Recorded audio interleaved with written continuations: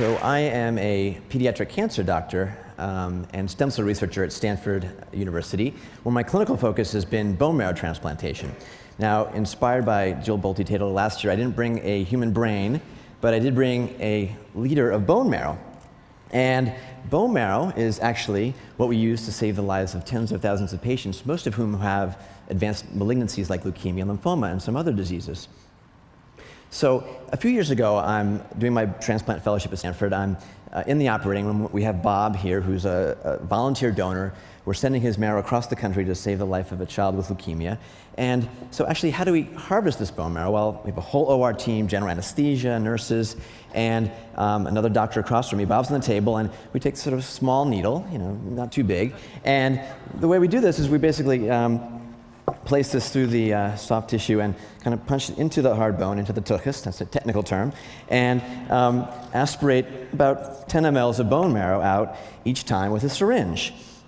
And hand that off to the nurse. She squirts it into a tin, hands it back to me, and we do that again and again about 200 times usually. And by the end of this, my arm is sore, I've got a callus on my hand, let alone Bob, whose rear end looks something more like this, like Swiss cheese.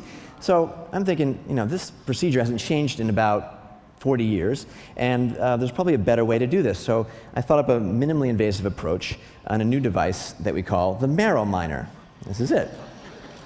And so the marrow miner, the way it works is shown here. Our standard see-through patient, instead of entering the bone dozens of times, we enter just once into the front of the hip or the back of the hip, and we have a flexible powered catheter with a special wire loop tip that stays inside the crunchy part of the marrow and follows the contours of the hip as it moves around, so it enables you to very rapidly aspirate or suck out rich bone marrow very quickly through one hole. We can do multiple passes for that same entry, no rub-outs required.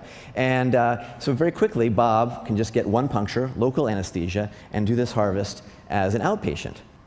So did a few prototypes, got a small little grant at Stanford, and played around with this a little bit. And our team there has developed this technology. And eventually we got to large animals and pig studies, and we found, to our surprise, that not only got bone marrow out, but we got 10 times the stem cell activity in the marrow from the marrow miner compared to the normal device.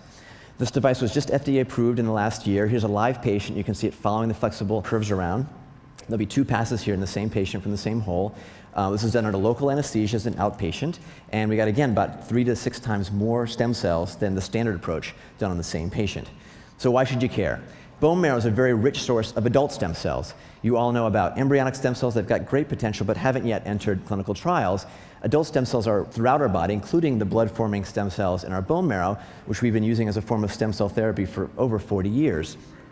In the last decade, there's been an explosion of use of bone marrow stem cells to treat the patient's other diseases, such as heart disease, vascular disease, orthopedics, tissue engineering, even in neurology to treat Parkinson's and diabetes.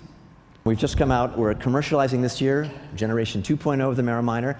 The hope is that this gets more stem cells out, which translates to better outcomes. It may encourage more people to sign up to be potential life-saving bone marrow donors. It may even enable you to bank your own marrow stem cells when you're younger and healthier to use in the future, should you need it.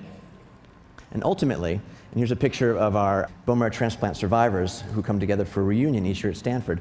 Hopefully this technology will let us have more of these survivors in the future. Thanks.